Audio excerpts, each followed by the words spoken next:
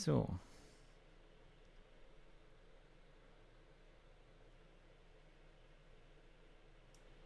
Ist da?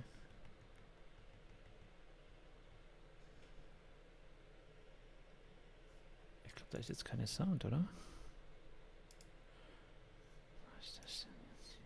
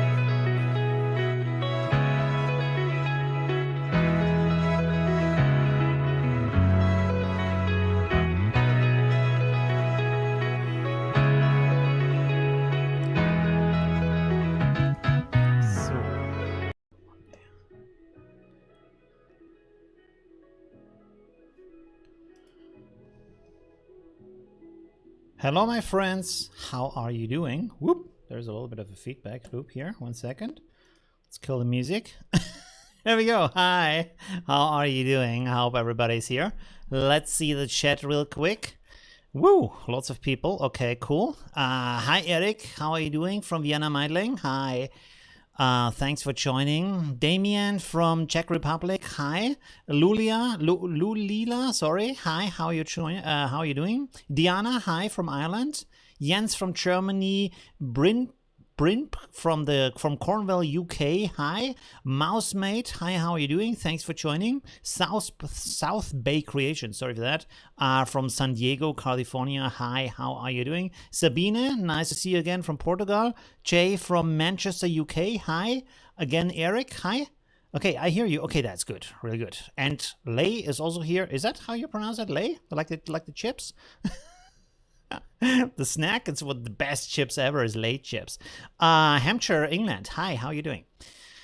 Thank you for joining. Right, so today we want to talk about tools of creativity. By the way, I have a lot of annoying voice effects today that I want to torture you with. For example, this one. Let's see if this works. Let me know. Clean up on aisle 3, clean up on aisle 3. Does it work? I don't know.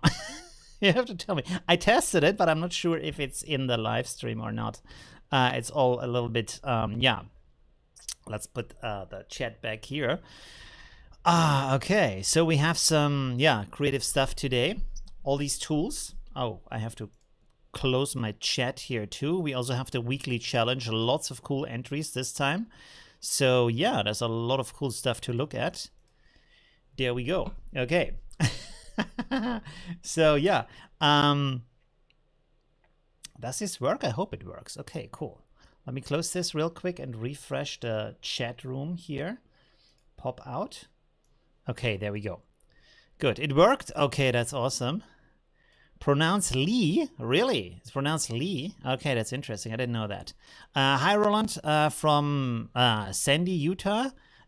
Cave, okay, I don't know how to pronounce it, from Canada. Hi, how are you doing? Christian from Frankfurt, Germany. Lol, sounds so Österreichisch. Really? Does it? Okay, interesting. Chris, greetings from Germany. Remember, no chipmunk voices. I was thinking about specifically putting them in for you, but I don't have enough sound on my board here right now. Sorry, not enough buttons on my board. Chi Trimpin, is that how you pronounce that, from Germany? Hi, how are you doing? Thanks for joining. Did I miss someone? From Cork, Roland, Oliver from Germany. I think I already said that. Okay, cool. I think my chat, that chat is really strange from YouTube. I think it doesn't update sometimes, so we'll put it over here so we can see everything. Okay, cool. So let's start with the creative tools. And of course, one of the best creative tools is to look at art, actually art. I want to talk a little bit about that. So come on board. No hot beverages, no sticky drinks. No, the other way around. No, that's actually right. No sticky food. Yeah. And keep your fingers off the artworks because they're expensive. Okay, let's get started here. Does my screen switch or not? Oh, I don't see, this is why it's not working, because I don't see my screen from OBS. So now this makes a lot more sense because I don't have the delay. There's this kind of thing here again, this little corner here. I tried to get rid of that, but it somehow didn't work. I tried to move my light around, but yeah, anyways. So here's one from Sachi Art. This is a website where you can look at different artworks. You can even see the price here. Pretty expensive, but maybe worth it. Like, really depends on it. The good thing is on this website, you can find a lot of work. So if you have the category photography, and its artwork is like it's fine art. And you can also get some information about the artist, which is really nice. Maybe even about the artwork, which is even better. And the good starting point here is that most things start in art or in design. But design is a form of art. It's applied art, while this is fine art. So it's a little bit different, but kind of the same thing. Lucky me. What? I don't know what that refers to. Hi Dorothy from Denmark, how you doing? Terry from, just joined. Hi, how you doing? Thank you very much. So first of all, the thing is about art. First, like I said, a lot of things start there. Like before they become public, before they become famous and everybody's using them, they start in these kind of areas because artists try around with a lot of things, but they also have a lot of concepts in the background why they are doing things. So often it makes a lot of sense even to look at old art, like photography that's 100 years old or like 80 years old or stuff like that, because there's still interesting concepts in there and you understand the origin of the concept. So that's a very good tool for art. And I want to show you something like this is quite nice here, looks quite modern. Here's something that is more of an old school art thing. Like these are two German artists, Bernd and Hilla Becher, and they are famous for some kind of, you might think it's kind of boring from the photography that they are doing. So you can see here, the good thing about this, it's called The Art Story, which is the name of the website. Because if you sit my choice, you didn't have space for on your soundboard. Yes, I have this. I spent some money on a Stream Deck, so I have some buttons and can do some things. Whoops. Okay. And also switch the scenes a little bit better. Anyways, so you have a little bit of dates about their life and about like what they did throughout their lives. And here's a little bit of an accomplishments, but also they describe the artworks. And this is really nice to get a little bit of a background about that.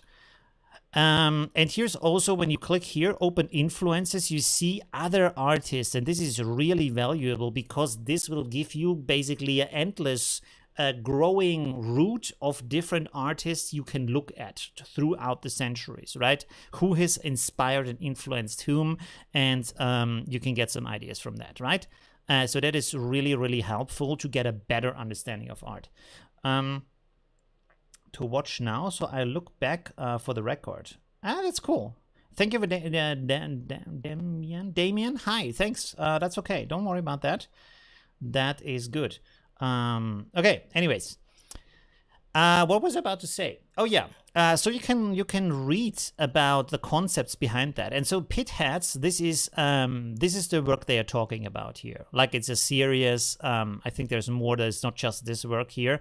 And when you look at it, at the first moment, it's not that interesting, but it becomes a lot more interesting when you have a little bit of a concept about that. So let's read a little bit here. Let's just read this passage down here. The mode of display encouraged audiences to closely consider the form of the structure on display, with repetition facilitating a greater understanding of the ways in which different examples resemble and diverge from each other. In Pitheads, each structure has the same basic form but varies in the angle of the diagonal that leads into the mine, the number of support linkings this diagonal to be based, and in the nature of number of buildings grouped at the base of each pithead. So what they did in their work is they photographed industrial structures basically and showed how they are different, and it's not just like a tool to work, it also has some kind of culture and process in itself, and that's kind of interesting. I mean, look at them; they all look very very similar, but at the same time very different, and that's an interesting thing to think about. And this is the basic thing where you start with your creative journey, is to understand what is creativity, how does it work, how do people think about concepts, how do they come up with concepts, and this is a very good way to look at them and see what is the background that the artist was thinking about, and what kind of things can become interesting or can inspire creativity, right? And so here it's just an industrial structure, but in the comparison of these different shots, and because they are photographed all in the same way and all, as you can say, in the same weather situation, so they only photographed in overcast, and they always left out any kind of stuff that's in front or behind that. So they wanted to have just the building as clear as possible, not in kind of an exciting angle or anything. And so it gives you a much more a cleaner look and a easier, cleaner way to compare these buildings, right? And this, you can see, gives you good insight into how we have cultural processes and designs in all kinds of life situations. And also these elements here are kind of historical, how can I say, elements of our society, how our society functions, right? And so that's interesting as a concept. And from that, now the thing is, you think, what do I do with that? You can, of course, you can do the same thing if you want to, you can try that, but you can come up from that with other ideas where you think, maybe it would be idea to photograph something like in a similar fashion, you know, like, I don't know, some other subject, you know, in a very sterile, similar way. For example, different post boxes around the world, or different kind of, I don't know, you know what I mean, you know, chairs, stuff like that. Or you can come up with completely different ideas. So let's go to another page here, and I want to start with art, and then we go into tools, right? Because these are also tools as the websites. And did I not save that? Okay, let me look over here. I have some links over here. Oh yeah, here we go. Oh yeah, so there's one thing you can do. Go to Google and just enter best photographers, and then you come up with some stuff. Here, for example, you have a list of really good photographers that you can look into and into their work. The big difference between this and looking on Instagram or looking on Flickr or all these other pages, Pinterest, stuff like that, is on these pages, they compete in a way that is already on the market. in a certain sense. This is already like language, and it's already often over processed. Like it's like super McDonald's, right? It's like super Coca-Cola, because it's just very super sweet and very intense. So if you start with these sources here, you drink right from the spring of art inspiration, right? Because the other ones are super diluted by all these kind of things that happen in everyday culture, and they compete with each other to get the most likes and the most shares and whatever. And this is not that. This is just actual art, right? So you have a very clear vision of what is going on here, and you have a lot of writing about these artists, so that can be very helpful. So let's, for example, look at Steve Curry here. He did this very famous photo of that girl here in the camp, but you can also go to his website and you can look at his artworks here, for example, this stuff here. And now here's an interesting thing. When you look at his works, hi, Pavel from Germany. How are you doing? Thanks for joining. When you look at his works, you will see that a lot of them are, they have a certain topic and they collect these kind of ideas. For example, here is Hand in Hand. And you can see here that we have a series of works where people are just holding hands. You see, like this, holding hands in all kinds of different situations. You don't have to travel around the world. You can do it in your own like neighborhood and see how do different people hold hands and for which reasons and all these kind of things. Now this is basically similar to this. It's just a different thing, right? So here it's about these industrial pit hats, and here it's about holding hands.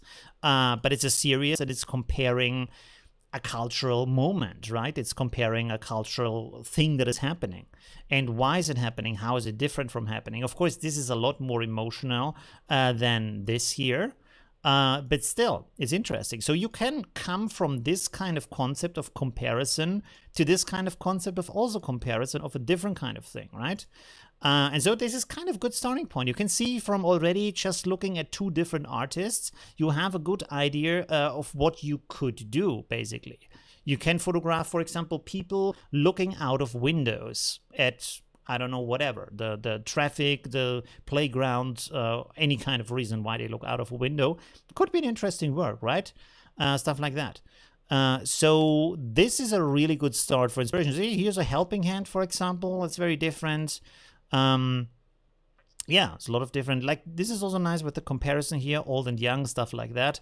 So just from looking at good artists, you get a really good start on what is art, how is it actually done in a really nice way. And like I said, often these things that we see later on, they start here in actual like fine art, applied arts, and then they go out and become more pop culture, right? And you see it on t-shirts and stuff like that. Of course, not this on t-shirts, and maybe not this, but the stuff that we then see on Pinterest, on Instagram, all these kind of famous works, right? Okay, good. Whew, wow, I'm talking a little bit too fast today, maybe. Sorry about that. Yeah, what is this? Oh, good art, fine art photographers. What is this? 1 second. Let me see here. I wanted to show you something else. Oh, there's a list here of fine art photographers. You can also search for that. Best fine art photographers. Here I found a list of different photographers to look at the works. If you find them. And I mean, this is kind of nice, but I'm not actually sure if this is fine art, but there's some nice works in here. I wanted to show you something else. Oh yeah, here, Tate Gallery. So this is the famous Tate Gallery in London, of course. And also here, you can look through the works that they have, and you will see that there is often photography in here. For example, this work here, Cade Setting, right? From Wolfgang Tillmans, right?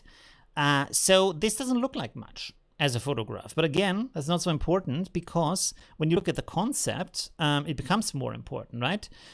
So here, for example, you can look at this text here, and it says, this blah, blah, blah, blah, blah, installation room. Where's the title? Oh, yeah, here. This is a work of 36 photographs entitled If One Thing Matters, Everything Matters. And the idea is that Tillman desires that all his photographs are seen as equally significant. He suggests that an image of a cup of coffee carries equal weight to the importance of one of more dramatic subject matter. And so, yeah, blah, blah, blah. He questions this and that. So there is also another artistic concept behind that.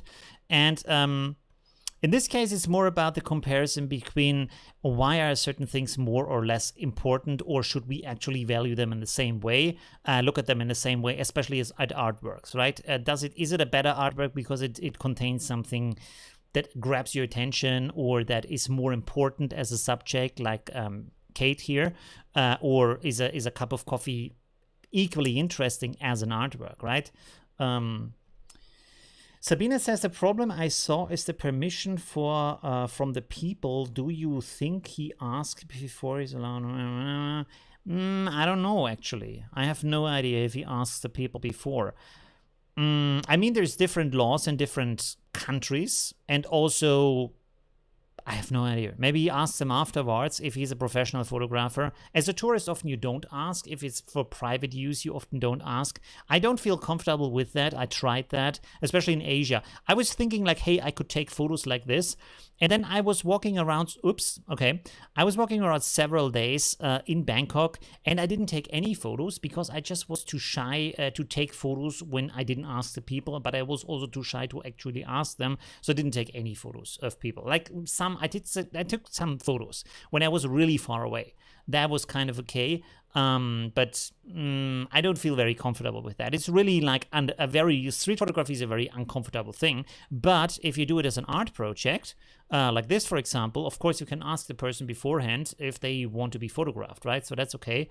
So you can find your mode. You can also photograph completely different things. Like I said, you can photograph different post boxes. You can photograph different cats, for example, or dogs or whatever you want to photograph that is different, or different houses or stuff like that. For example, what I have found is that when you take a photo of your surroundings, of the streets you live in, and just save them at a good place where they don't get lost, and you look at them like years later, a lot of these places have changed, and it's actually nice to compare them on some, like, buildings have been teared down, some streets have been rebuilt, stuff like that, you know? So that can be really interesting. Let's go for some tools here. Oh yeah, let's start with this. I was talking about this yesterday a little bit, I think, in my video. It's called Behance. This is a really good source of inspiration. This was its own company some years ago, and then it was bought by Adobe. So right now it's Adobe service, but don't worry about that. The thing that it is that it is basically a yellow pages for creativity and art. So creative people can upload their art here, their artworks, and you can search for all kinds of things here. You see images, prototypes, people, mood boards, stuff like that, projects, and you can look at them. For example, this here. And you can also see often what they have used as tools to create that. And you can see different kind of versions of that. Like you have this kind of sphere here of dirt hovering over the ice, and then over a street, and then over this kind of sitting on that path. So there's some cool works in here. You can also follow the artist. You can message the artist. You can see what else they have done. So that's pretty nice. And this is very much focused on creativity and creatives and artists, right? It's different from what you find on Instagram or stuff like that, because Instagram is just for everybody. You find just everything. Here it's a little bit more organized. A little bit more focused. Especially also, this is kind of a portfolio where people want to be discovered for their work and maybe be hired as photographers, designers, 3D artists, all kinds of things, right? As you can see, a lot of interesting things here. This is also, by the way, a good idea to just build the things you want to photograph, just like with this. You use some simple elements, you put them together as a mask, as a design, and then photograph that. Doesn't always have to be things that you find in front of your camera. You can also create stuff in front of your camera. And by the way, I would really like to encourage you to experiment with stuff like that, because this is another big source of creativity. Is just be goofy, just try around different kinds of things and see what you can do with that, right? Okay. Right. I'm sorry. I'm talking so much today. How long have we streamed? Okay, good. Whew, wow. And you can see here the tools. So this is using Photoshop. They of course often use the Adobe tools here because this is also promoted by Adobe. But you can see there's other photographs here from the same. Is it the same photography? Yes, it is. And it's pretty cool works. It's pretty interesting, right? This is a little bit further along the way. So you can see that if you compare this work and where was the other work? No, this is not the thing I wanted to show right now. Let's open this up here again. Nope, sorry. No. There we go. Okay. So if you compare this work and this work to this work here, you can see there's a huge difference, right? That this is, and this is maybe a good point to differentiate them, is when you look at these works here, art, especially fine art, is not made for entertainment. It's not made to make you feel good or feel like anything. It's not made, it's not kind of comfort food for the soul. Art is about art in the sense of philosophy being about philosophy. So this is the only thing is it interesting for art in the art discourse? This is the only thing that matters to artists. While here, on this case, they want to impress, of course. They want you to go, oh, that's interesting, that's cool. I want to hire this guy for my video game, for my movie, for my CD cover, stuff like that. They don't want to do stuff that is purely philosophical and purely artistic and only interesting for people who are into the art process and the art history and the art discussion, right? Like this work is. Because this is not, I mean, maybe you could put that on a CD cover today, but not in the day when it was made. When was this made, actually? 1974. So people back then really didn't have CD covers looking like that. Today we have, but this is the progression from art into popular culture, right? Okay, so this is basically always the process, not always, most of the time, right? Okay, cool. And a good example on what the difference is, and also how you have like different sources of inspiration. And a little bit of a different way to think about that is that this is basically like a raw photo that is completely unprocessed. It's processed in the sense of art, but it's unprocessed in the sense of pure artistic spirit. And this is very processed in the sense of a really very processed JPEG file that you download, and you can do stuff with that, but it already has a lot of stuff put into it. And that is kind of already in the process, right? It's not as flexible anymore, right? So maybe that was a very bad comparison. I don't know. All right. Yeah. Okay, let's go on. What else did I have here? Let me see. Oh yeah, there's another source I wanted to show you. And then we go to the tools.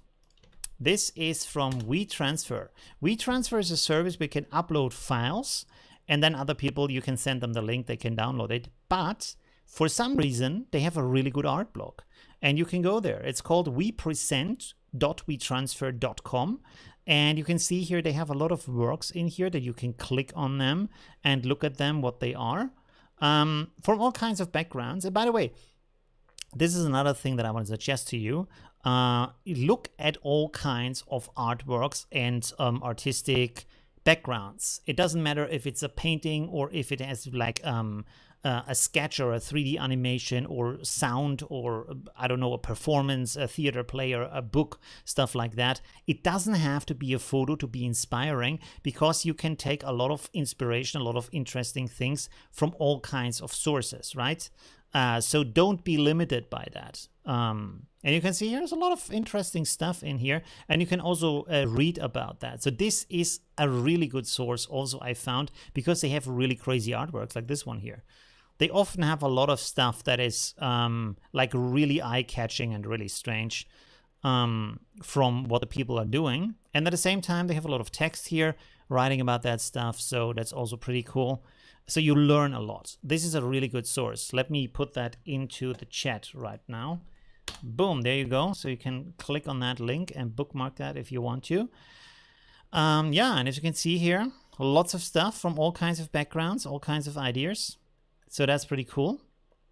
And also go for stuff that is boring on the outside at the first moment, and then like this, for example, or this, and read a little bit about the concept behind it. That's really important, because if you look at art and don't read the context, don't read the idea behind the art, you just don't understand what is going on, and that it's kind of useless, right? That's looking at art without reading the description is like looking at a book in a foreign language and not understanding the language, you know? It's like opening up a book in Chinese letters, and then you're like, oh, that's nice, it looks beautiful, but you don't know what the text says. So it's aesthetic, yes, but it doesn't really help you. You don't understand what the book is about, right?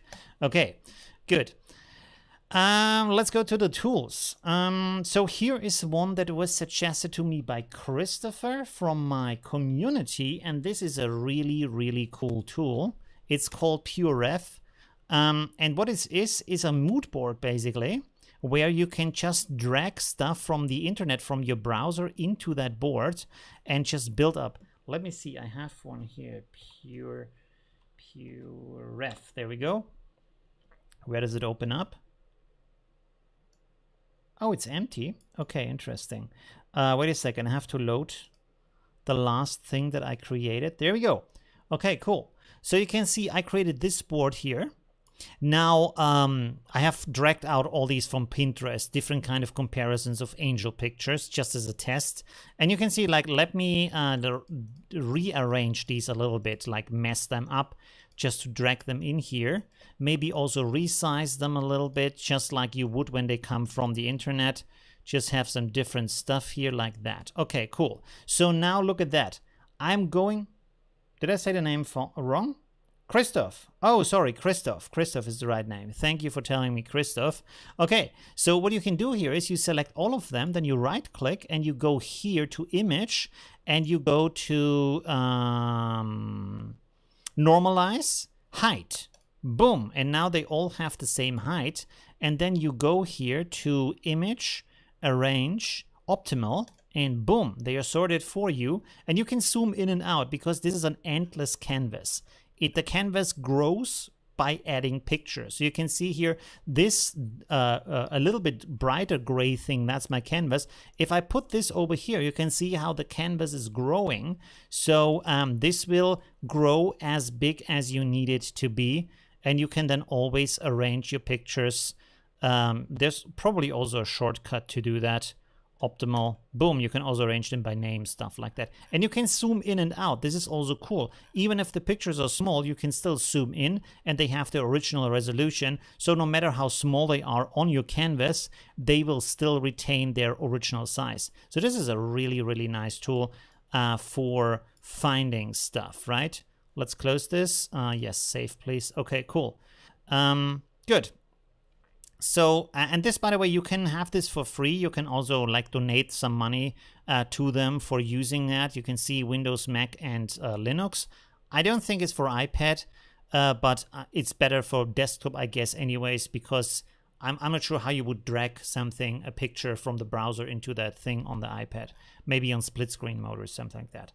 Anyways. So yeah, this is a really, really good tool. It's called PureRef. I want to post this into the, boom, into the chat here. Oh, my voice, sorry for that. And I'm not using my voice effects. I'm sorry about that. I have to do that more. Oh, here we have some voice, some samples too. Does that play? I hope that plays. By the way, I have my, let me turn this off here. I have my my fan in the background. But knowing the content, understand the art is a bit controversial to that. Would you 1 second. Let me pop this over, so because this is a longer comment. Jens says, but knowing the context to understand the artwork is a bit controversial to that. What you told us many times, your picture should tell a story, otherwise it is not grabbing attention. No, that's a completely different thing. There is two things, like, how can I explain this? If you're making a composite, if you're making a work that is basically a popular art form, right? Then what you're doing is using visual language that is already established in the society, right? Because let's go to Pinterest real quick, which is also a good tool. Let's go here, open up any kind of picture. If I find one that is good, I don't know, what is this? Let's go here. Let's look at this for a second, okay? So here, this is a popular design. This is like a thing that is not in the fine art area. It's maybe in the applied art area, but it's not in the applied art area. This is challenging any kind of perception or visual language or stuff like that. It is following the rules of visual language very closely, so people have the joy from it. It's like a bag of chips. It's like a McDonald's burger. It's made to be enjoyed, not to educate you about something, right? This is not a learning experience. It's more a sensual joy experience. So that's different. You start with a story. You tell a story in the picture, in your composite at least. And build it up with a known language, with a known visual language to show people the emotion, the story, the expression you want to show. That's different from fine art, because fine art has basically the main job of challenging our visual language and our understanding and our concept of culture, of art, of philosophy, of politics, of religion, all kinds of topics through the medium of art. And the importance of that is we have other sciences, but they work with words and numbers. But words and numbers can't cover everything, right? That we understand, because there's a lot of things in the world that cannot be described in words or in numbers, especially when they come to our culture, to our understanding, to our emotions, because those are not physical laws. You know, we don't, the human brain doesn't follow these kind of laws. The brain does, but the thinking does not, right? Otherwise you could calculate how people feel or think. That does not work, right? So that's the difference, right?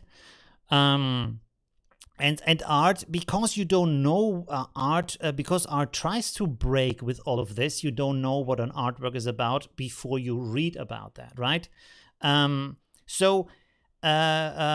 To explain it again from another way is you can say about every picture that is actually empty, there is nothing in that picture, but for some pictures you have a really good understanding where they come from and what they mean, because they come exactly from the time that you live in and use exactly the visual language that you are using every day. And this is why you understand it. And this is why when you go to another culture, for example, you don't really understand what is going on. You look at it, it's nice, it's funny, but you don't know what it actually is. So you have to have a guide explain it to you.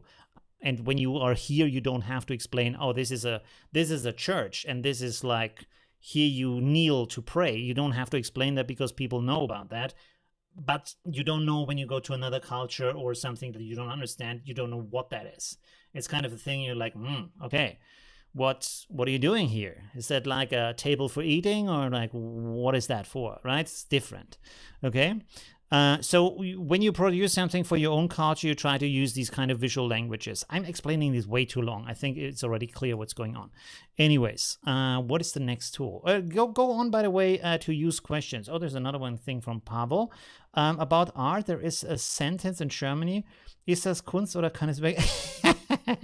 Is it art or can I throw it away? Yeah, that's true, because you don't know if it's art. Sometimes the things that are not art are actually more interesting, or like not more interesting, but you know what I mean. Cleaning team in the modern art gallery. Yes, there was a cleaning team, and it happened multiple times where cleaning crews in museums threw away things or cleaned up things that are actually artworks because they didn't understand it as an artwork.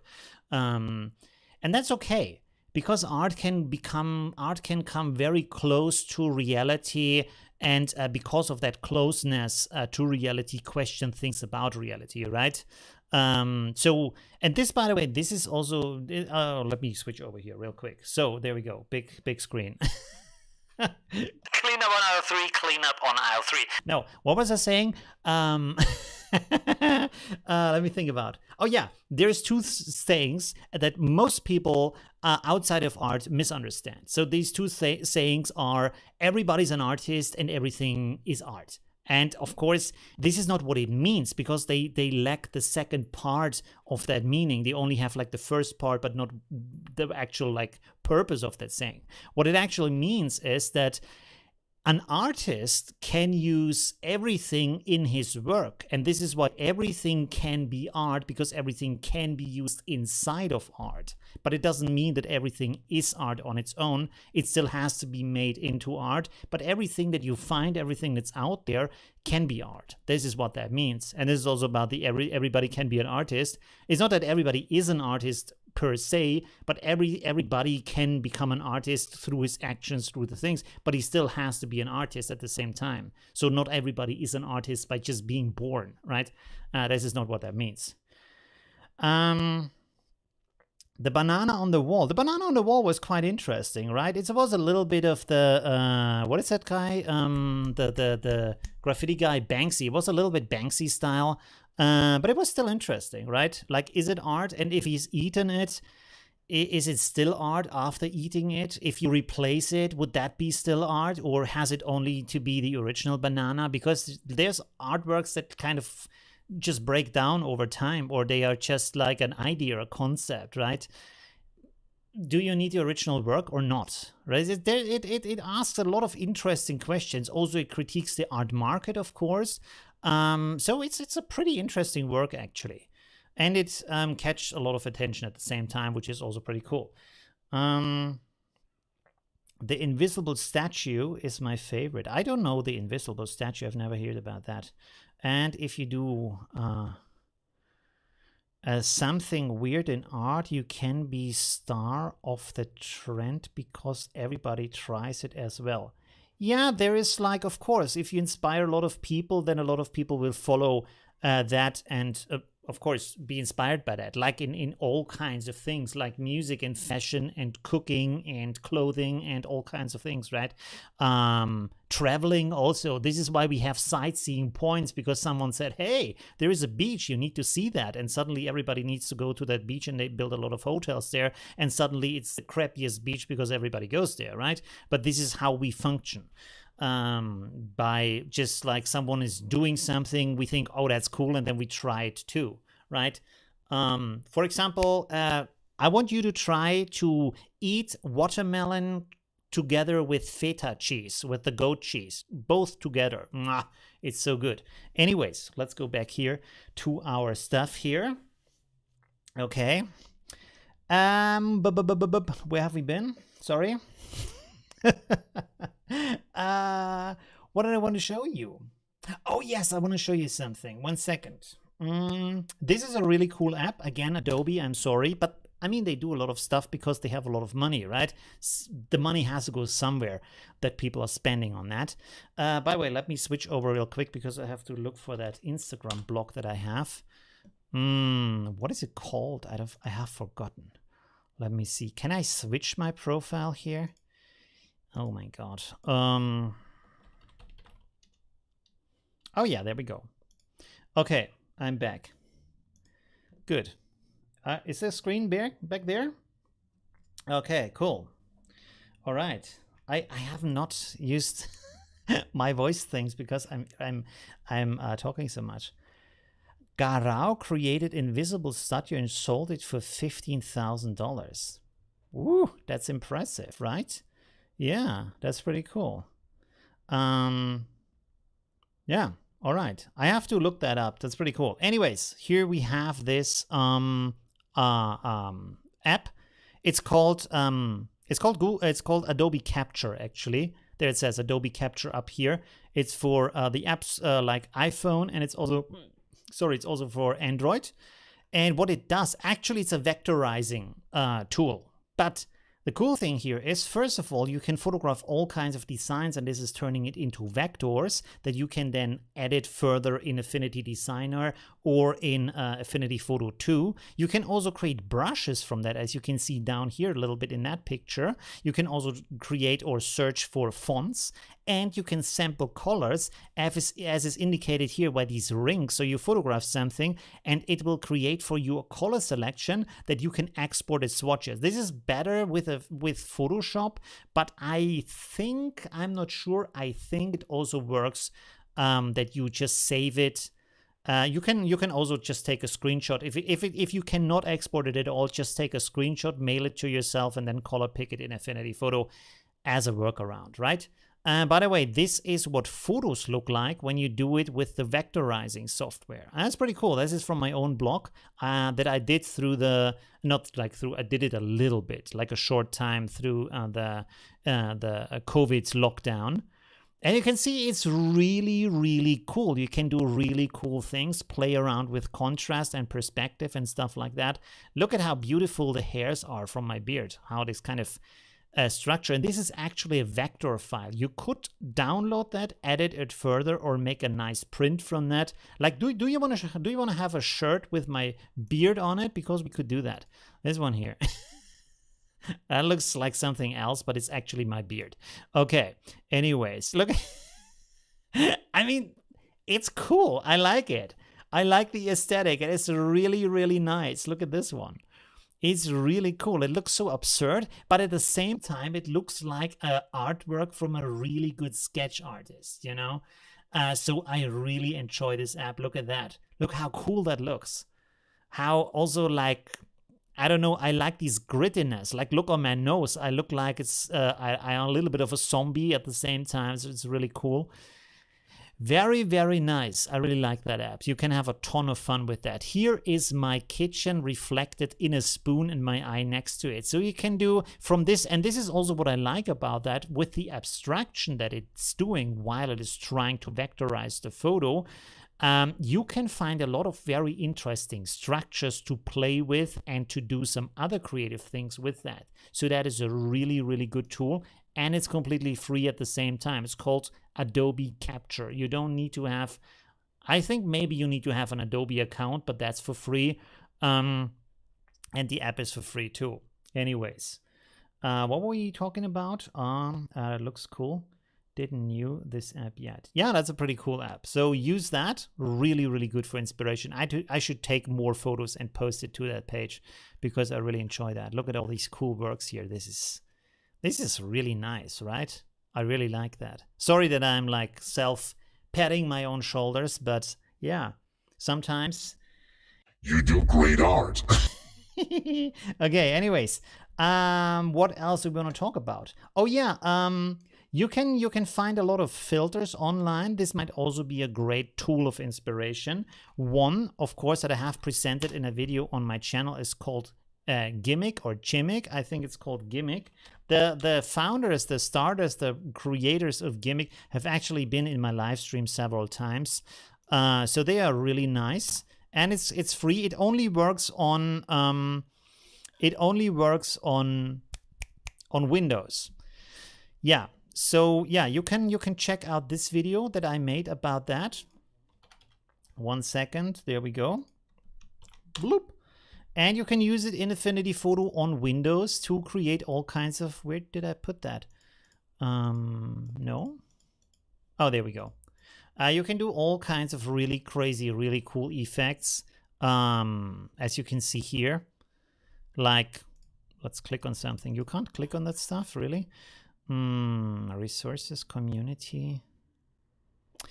I thought there was a gallery or something. Sorry for that. There's the contributors. Why can't you click on these pictures? That's strange. Resources, technical reference, image gallery. Sorry, there we go. Image gallery. There we go. Okay. Let me see. Is there something cool here that I can show you? I don't see it right now. There's a cartoon effect. You can see before and after from the pictures what it's doing. So you can do some interesting stuff with that. It has a really cool painting.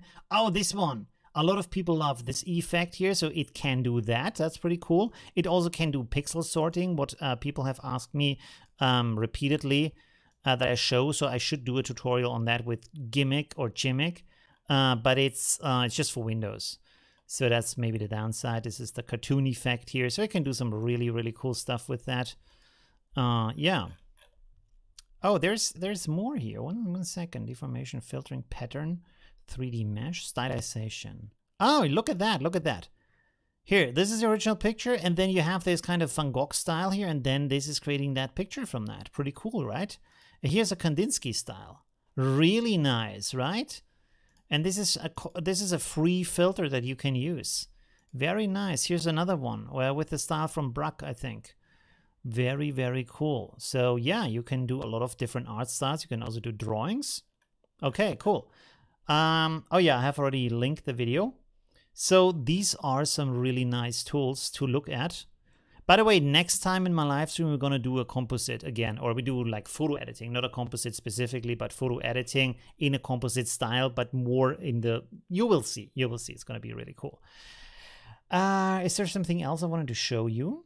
Oh yes, there's another thing that Christoph has suggested to me, and that is this thing here that you can find on Steam. Steam is a gaming platform, but this is a software that you can find on there for creativity, because they also have some software tools. And what you can do with that, as you can see here, let's go back here a little bit. So they have developed a very easy tool for 3D, like a basic setup for 3D art. And this is something you can use to try out ideas in a quick way before you, for example, do a photo project or before you do a composite or stuff like that. So you can see there is a 3D book here, and then you have these brushes, and the brushes simply grow different trees, and you can have grass on there. As you can see, it's super quick to do that. You can experiment also with the daytime. You can put houses on there, stuff like that, and even animals that run around, which is really cool that they are actually moving. So this is not just a stationary thing, it's actually moving. It's actually like a little alive scene, which is also cool. You can build actual alive micro worlds with sunset and sunrise and stuff like that. You see here's another landscape that you can do. And like I said, this is good in two ways. The first way is that you can build a scene that you afterwards want to create as a composite or as a photographic artwork in Affinity Photo. But what you can also do here is, for example, to build up a scenery that you plan to photograph and then play around with the camera, which is also good if you play video games, for example, all these open world games where you have a lot of landscapes and situations. They often have a photo mode where you can try out a lot of perspectives and settings and all kinds of things to train your skill better on photographing things, right? And the good thing is, in a lot of these, like in this app here, but also in video games, often in the photo mode, you can set the weather, you can set the day, the hour of the day, stuff like that. So you can try out a ton of situations before you actually go to a place and take a photo. So this is actually good to train your eye and train the skill of getting things in the right composition in your picture, right? So that can be really cool. Dreams on PS4 is also good. I've never tried that, but this is also really cool. Dreams. Is it already out? Is it already out, and is it good? Let's have a look here. Dreams for PS4. In that game, you can do even more because you can also build your own characters and stuff like that. This is the game here that we are talking about. So you can see you can even build your own games, your own worlds, all kinds of things. There's all kinds of materials in there also, and you can also, like, you can do a ton of things in here. Just to you can see all kinds of crazy stuff. And that can also be good. If you have a PlayStation, you might want to try that out. This is a really good way, especially if you're not good with software like Blender or stuff like that.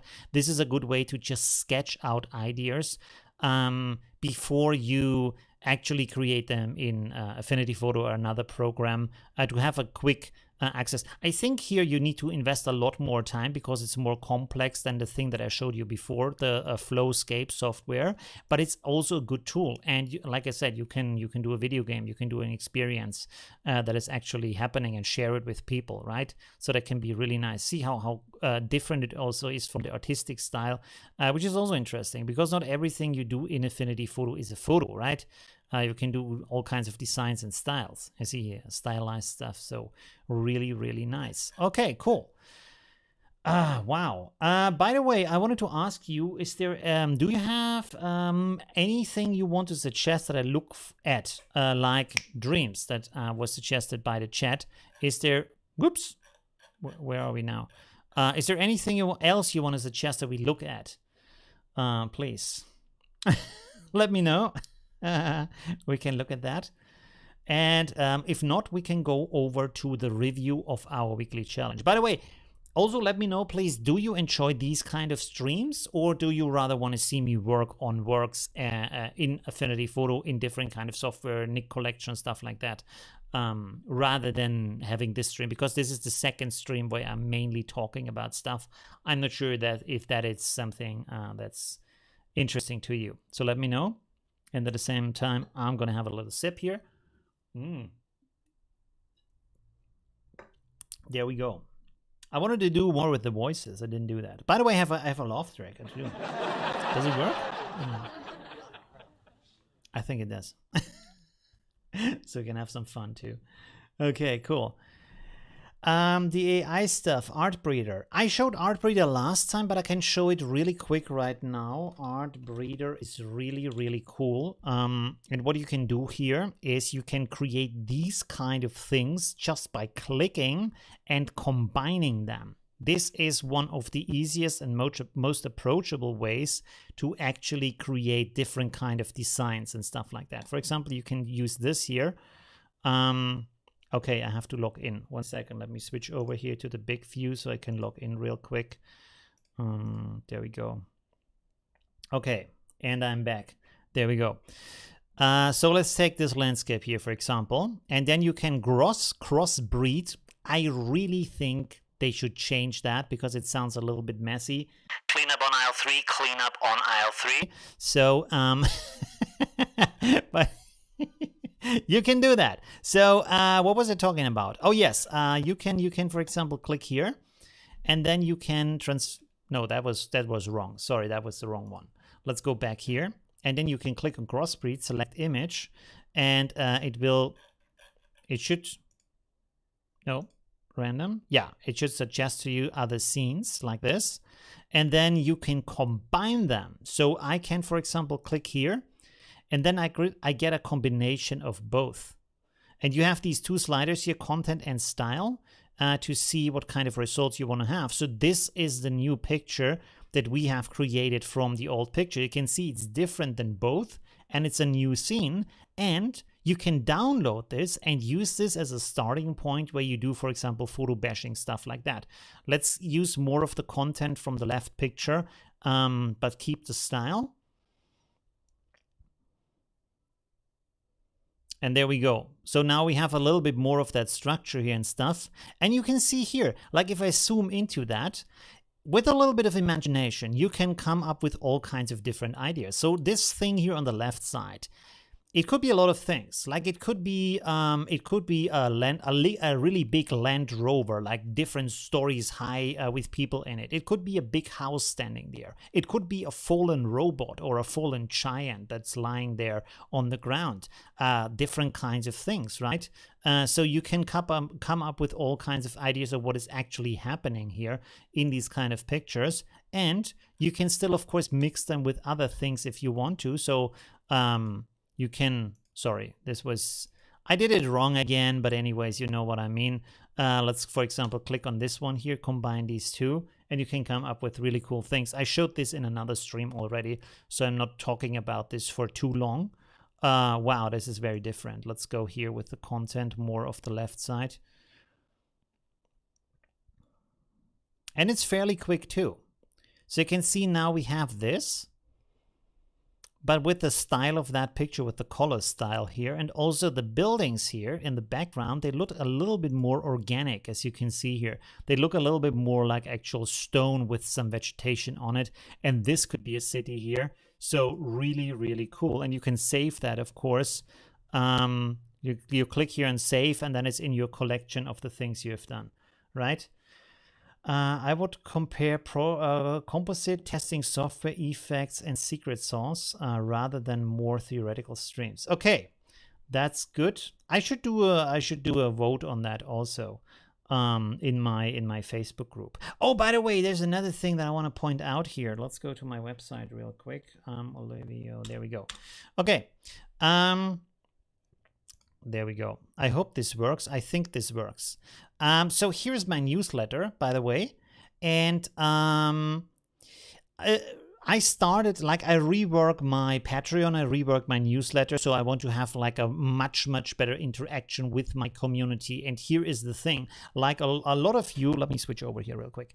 A lot of you told me that you don't get notified about the live streams and you don't find the posts for my challenges each week and the other things that I'm doing. So I have decided that I will send you a newsletter every Monday, where I will post the next live stream, the art challenge of the week, the tutorials from the last week, some other cool information that I found throughout the week, maybe if I found some stuff, but you will keep being updated about all the cool things that are happening on my stream, so you don't miss anything, and you can always go back to that email to find out what is going on my channel in the next week and has happened in the past week. So it's a really easy way to stay up to date. So please subscribe to that so I can inform you of this stuff and you won't miss any of my live streams or any of my challenges or stuff like that. I will have a direct link to my Facebook group in the newsletter, right? So you can find that. So please subscribe here. I hope it works. I didn't really check. Maybe I should check real quick. Let me see. Let's make a plus here and then do some stuff like this. Click on follow. Confirm in inbox. Let me switch over real quick and go to my inbox. And this should actually have sent me an email now. Yeah, no, not yet. Oh, no, I have one. Yes, I have one. Okay, cool. So this works. So you enter this. Go to the website. Now it's gone. Anyways, you go to the website that I just opened, this one here, and you enter your email address and then check your email, please, because then you get a confirmation, because it's, of course, a double opt-in. You have to confirm that you actually want to have my newsletter. So click on the confirm button, then you're in the list. And I can inform you every week. Also, I've decided that people who are subscribed to my newsletter, when I do the big sale on Black Friday, they will get an extra discount just to have an incentive. And I actually wanted to do something else. But anyways, this is a talk of the future. Okay, let's go to our amazing challenge of the week. Whoop, where we have? Challenge of the week. Let's get started here with some very cool art. All right, let's close this here real quick. Oh no, the messages are popping up. Sorry for that. What else do we have here? Message deleted. What are you trying to write? If you try to send a link, that doesn't work. So that's a problem. Maybe, yeah, you can't post links, but you can say the name of the thing you want to you want me to look at. So no direct links, but you can share the name. Okay, I've already read that. Okay, let's do this. This is the challenge. Oh yeah, we are at 1 hour, so that's pretty cool. And like I said, next time, artistic work. This time, talkie-walkie. Okay, this is from Trude. Thank you very much for taking part in the art challenge. Wow, really cool. So this is on an alien world, I think. Pretty spooky. Is it on an alien world, or is it like an apocalyptic thing where the Earth is swallowed by a black hole or something like that? It looks pretty cool. I think you're using even my my creative pack. That's really cool. Well, you see these light effects here. That's really awesome.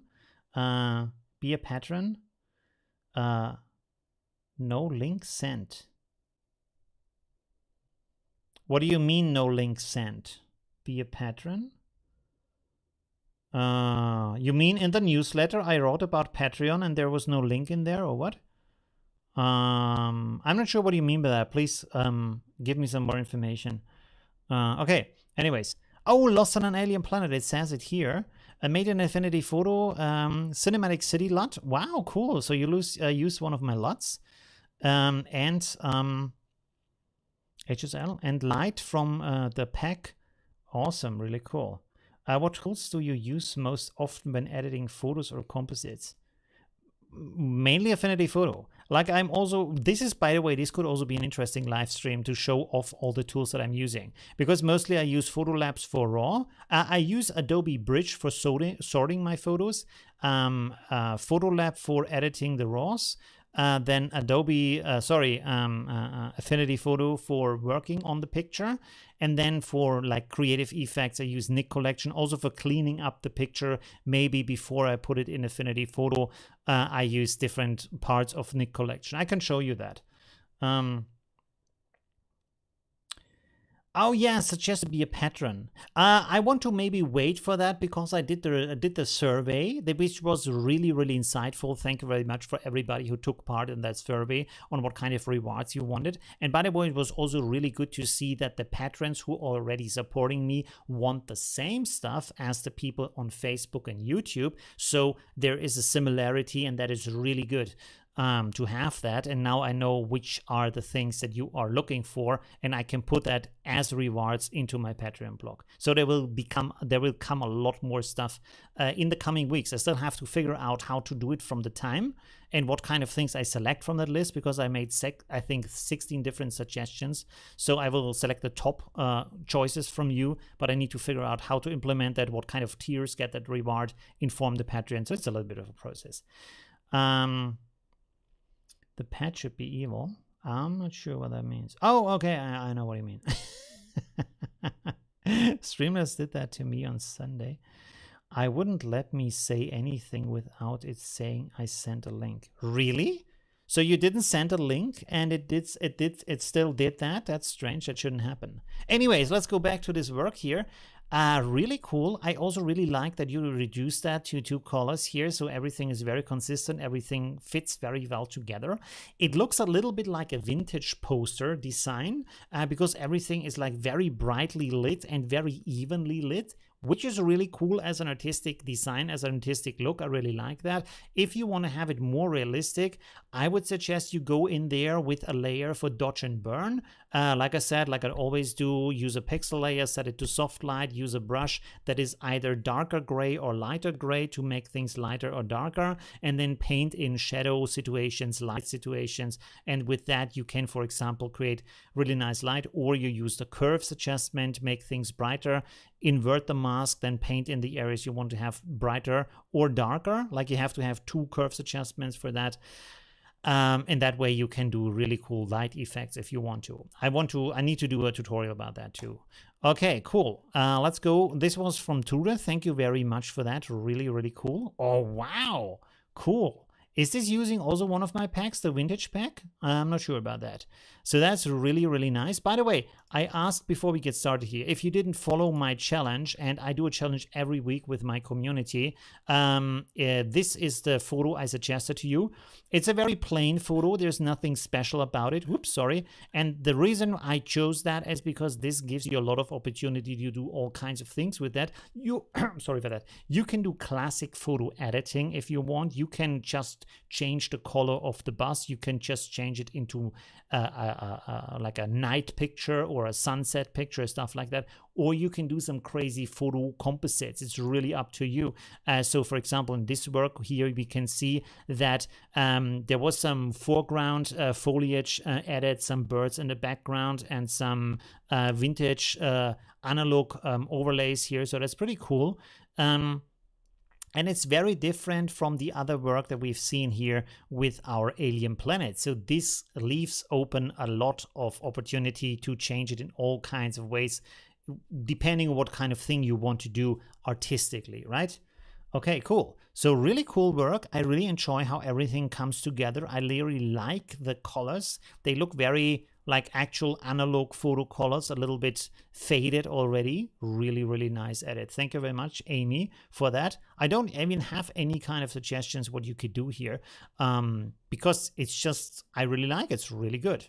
Perfect. Okay, let's go on to the next work. This is from Tony. Pretty cool edit here.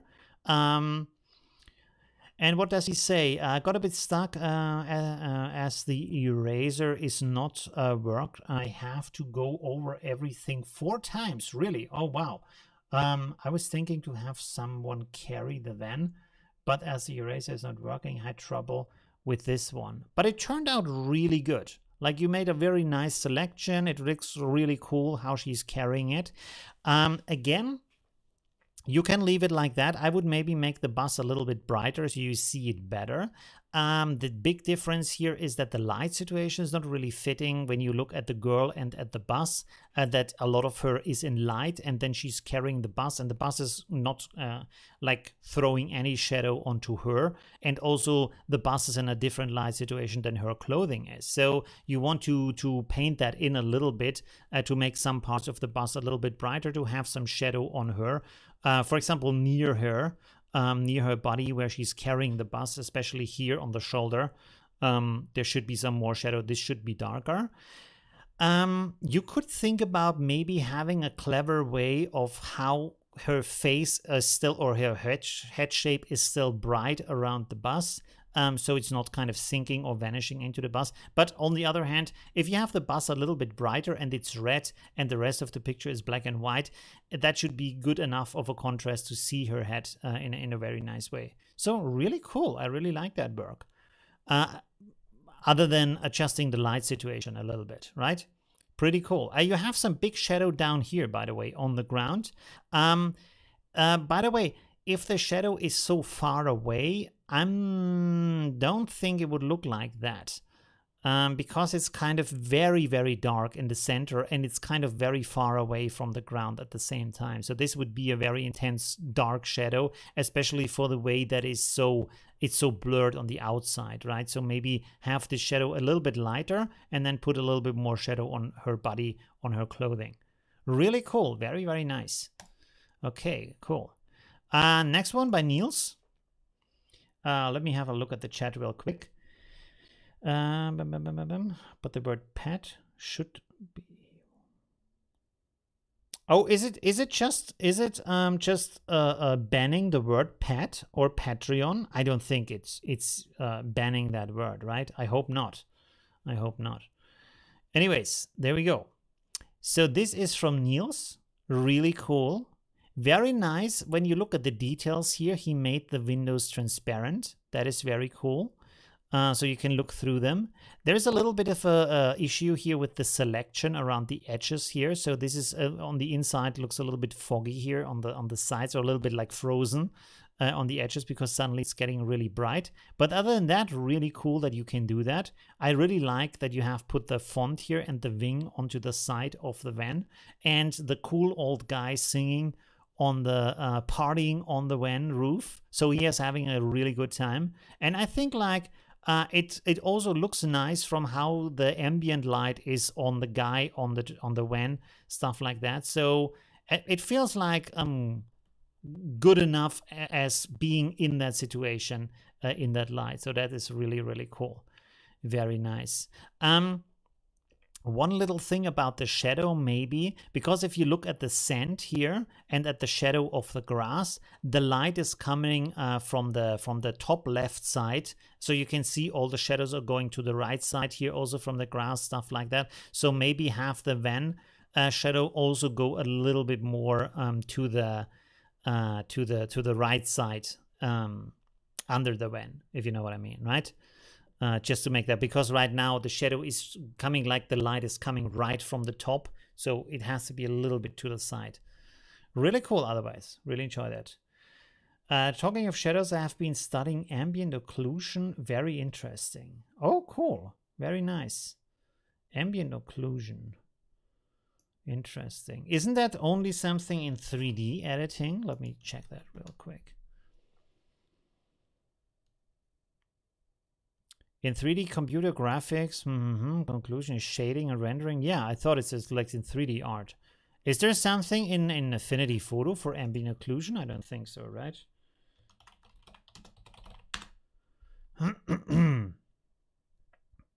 I would like, for example, to have this lighting effect to have no, sorry, not the lighting effect, the 3D light effect, the layer effect, 3D light, to have a bit better understanding of the surface that the light is falling on, the actual surface of the picture, the structure inside of the picture, because it doesn't do that at all. Displacement and ambient occlusion. Oh, that's a question, so I'm not sure if that's part of that. Lighting and shadows are always the hardest part to make believable. No basic art as well. Ah, I see. Okay. So when you draw things, right? Okay, interesting. I will, by the way, I will do a tutorial soon. I think it's the next that I'm going to post about how to make a 3D grid in Affinity Photo with the tools of Affinity Photo, like a perspective grid that you can use to draw things and also to adjust things in a photo. It's very easy to do that. I want to show you how. Let me close some of this stuff here. There we go. Okay, thank you very much, Niels. Pretty cool. Yeah, and you're right. The shadows are always kind of really hard to get them right, especially because of the perspective. So yeah, that can be really difficult.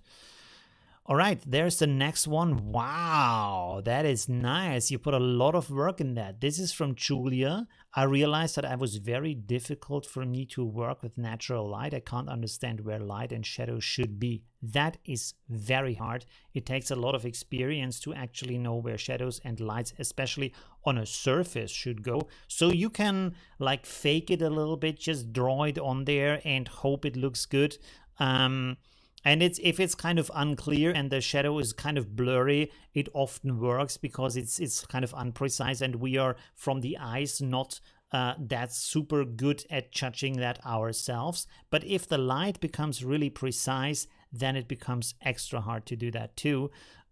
So yeah, it just takes a lot of experience, and it's good to a thing that you can do is, for example, let's go to Unsplash here.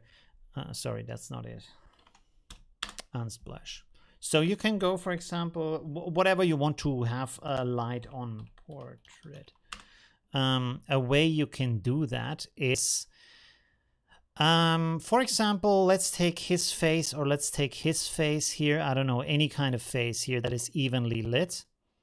You can take her face here, for example.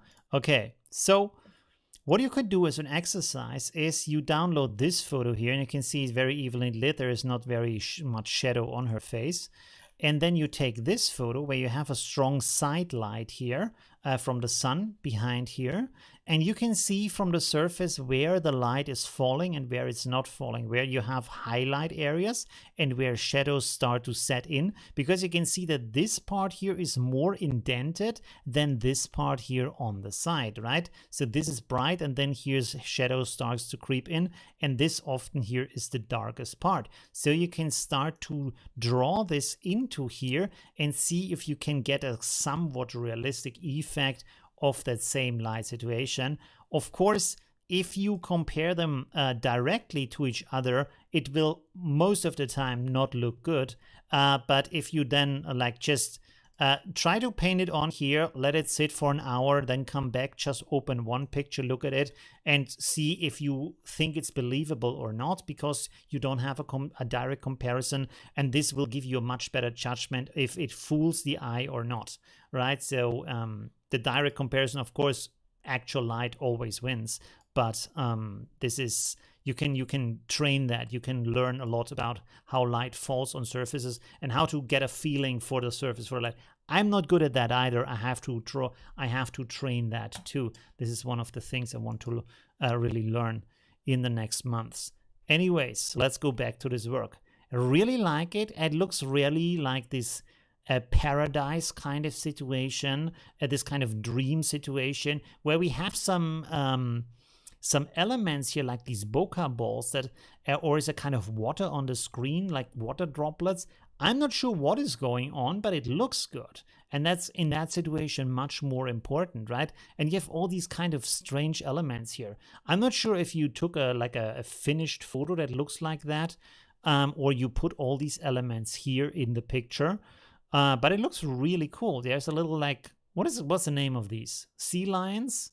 I'm not sure. This little creature here. I'm not sure if you can actually see that. Let's open this up in the picture. So there's a lot of cool elements in here.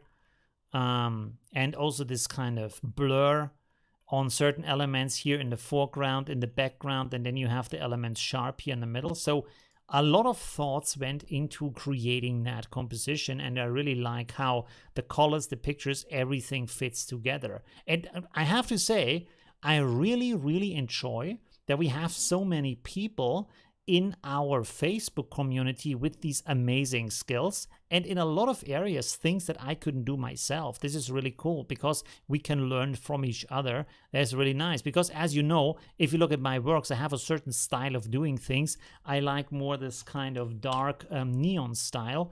If you look at most of my works here, like this stuff here, this is the kind of thing that I like to do. And this is very different, but I really like that because there is experts and specialists and artists for all kinds of styles. And of course, for example, if you have someone who is good at playing chess on his saxophone, it doesn't mean that he can play classic pieces on his saxophone too, because it's just a different kind of music. He can play them a little bit, but not as good as an actual classic musician. Do you play saxophone on class? That was a bad example, but you know what I mean. Let's say a singer, right? A jazz singer can't sing opera because it's both is singing, but it's just too different, right? Let's go on to the next one. Thank you, Julia, for that. Really cool, very impressive. This is from Oliver. Ooh, spooky. Okay, hey, this is the hand that I showed in my last live stream, I think, from the review. Very nice atmosphere. Oh, there's another hand over here. Again, lots of details in the picture. I hope you can see that. Maybe I put this on another screen. There we go. So that is really cool. The light atmosphere. There's the darkness creeping into the picture from the sides. And you have the van here, which is also changed in color to this dark, very spooky green. That is a little bit... It kind of looks like this van has been here for quite some while in that forest. By the way, this kind of reminds me a little bit of the Black Summer series on Netflix. Really nice, the second season. So really, really cool. I like the hand here in the van. Maybe the zombie is awakening, turning, as they say. Really nice. Added a lot of very cool details here. So I like the atmosphere. I think the van could have a little bit more of that sunset light on it from the ambient light, because you can see the white here on top here, and also here in the reflection on the rims, because this shows a reflection of the sky, is very white. And so this should be a little bit more this kind of orange light here, a little bit of yellow light to reflect that. Also, you have a mirror which also should reflect the sun situation that you find in the surroundings, right? So maybe adjust that a little bit. But other than that, really, I like the atmosphere and the story that's going on here. This could be the start of a really cool episode of a Netflix show, zombie show. I really like zombie shows, by the way. Anyways, let's go on. You put all the elements? Really? Wow. That was a lot of... How long did you work on that to finish that? Thank you very much, Oliver. So Julia said she put all of these elements in here. And also the blur and everything. That is really impressive, I have to say. Really cool. Very, very nice. The surfboard here is missing the shadow, by the way. Anyways, it's still pretty cool. Very, very nice. I really like that. How long did you work on that? That would be, that's amazing. Oh, wow. Wolfgang is having a classics Dino Apocalypse movie poster. What kind of style is it? Like the 80s, 70s, 80s, something like that? 70s, I think. 70 B movie horror film kind of poster. 2 days. Wow. Okay, so that's a lot of work. Yes, always takes a lot of work to make these elaborate edits, right? Really cool. Very nice that you invested so much time. Let me see. 1970.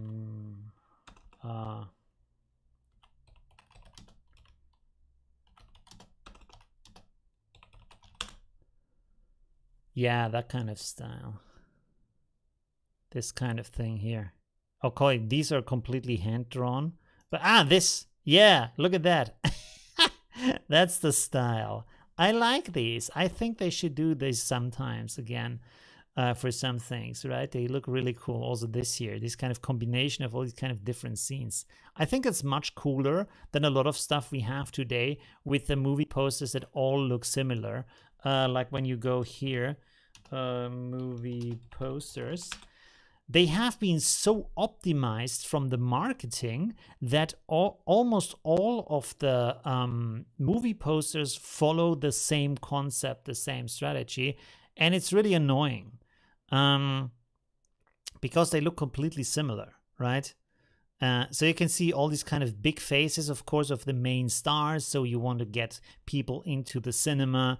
Yeah, people facing each other, and then you have a million variations of that. Well, this is the same movie, but anyways, there's a lot of this kind of stuff that everything is very, very similar. As you see, like face, two faces here. Facing the camera, doing some stuff, holding some stuff, always the same crap. Facing the camera, holding some stuff, facing the camera, holding some stuff, right? Always the same thing. So it's kind of getting boring. And this was from the time when they didn't really know much about marketing, so they just tried out stuff. They put whatever they thought could be enticing to the audience and came up with some really crazy things. Okay, let's go back to Wolfgang's work. Really cool. And there's a lot of stuff going on here too. So we have our little van here, which is a little bit lost down here, to be honest. There could be some interaction here, like a guy maybe sitting in the van screaming or something else. If you can find that. Let me see real quick if that is easy or not. I don't want to say, hey, do that, and then it's super hard. Although finding resources often takes a lot. Oh my God, look at that. It's pretty cool. So this guy here. You can find some guys who are screaming in the and put them into the van, stuff like that, you know? So that could be pretty cool. Yeah, there's a lot of stuff. Yeah, maybe her, I don't know. Someone who's sitting in there or something, you know, something, because it's just standing here right now. And you have the dinosaur and then atomic bomb going down, and you have some alien UFOs landing here. I'm not sure what this is here in the background. And I think there is this kind of Illuminati pyramid in here too. So you just put everything that could be in there. By the way, how do you say to this in English? Because in German it's VW. Do you say VW? Is that what you call the car? VW is the brand? Well, how do you call that? Has been around for a long time. Oh, okay, I see. Okay, interesting. Maybe if it has been along for a long time, you should make some, like put some rust on it or stuff like that. And maybe put some rust on the lower parts and then put a space gun or something on the top. So it's kind of a transition, and maybe have a Viking driving or sitting in the car, like a Viking queen, or maybe this kind of skull head or something. This guy, this guy's driving and drinking some beer, you know. So you have kind of a progression of, okay, this van has been yeah, but how do you pronounce that? You just typed VW. What do you say? You say Volkswagen? You don't say VW, really? Okay, interesting. Volkswagen, interesting. Where's the, sorry, I got a little bit lost. So Wolfgang, really cool, very much enjoy that. Really cool work. A blast from the past, as they say. This is from Sabine. Ooh, nice. Okay. Ooh, my cat is scratching. Belusa, 1 second. I have to show my cat. Come here. Come here, baby. Come here, baby. Mau, mau. Du dickes Mauzi. Hallo, Baby. Sag mal Mau, mau. Sag mal Mau, mau. Baby. Du Guter. Magst du es essen? Gleich gibt's was, Schatzi, gleich. So, komm. All right. Oh, I have to show you something real quick. 1 second. I bought a hammock for my cat so my cat can sit next to me on the desk when I work here all day. Look at that. I got this. There's even a little toy here. And so he can sit in this, and it has exactly the same height. Oh, sorry. It has exactly the same height as my chair. So he's like next to me on the same height, and I can always like pat him a little bit, and he can sleep and look at me, and it's really cool. This is perfect, and it's just like 25 bucks. This is, by the way, this is the Amazon basic version. Okay, there we go. Oh. All right, let's go on. Sorry for that. Oh, it's so hot. Let me put this on here again. I hope this isn't disturbing here from the sound. Sorry. Oh, I have to switch over the scene. There we go. So Sabina made a camping scene here. Let me know if this blows on the microphone and makes strange sounds. I can turn that off. It's just super hot right now. I can't open the window. All right. So here we have the van in the background. Really cool. If you look at the details here, let me open this up. You can see here that there is even a reflection of our couch here, of the sofa, and of the plants here in the side of the van. This is really cool.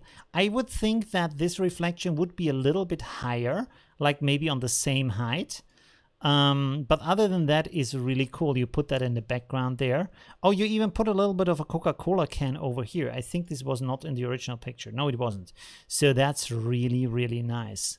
Very cool. I also like how you put that here with the look through the window. Again, this worked really good. You see, this is also very nicely selected on the outlines, and also from looking like a window in the transparency, but you can still see the glass, you can feel the glass.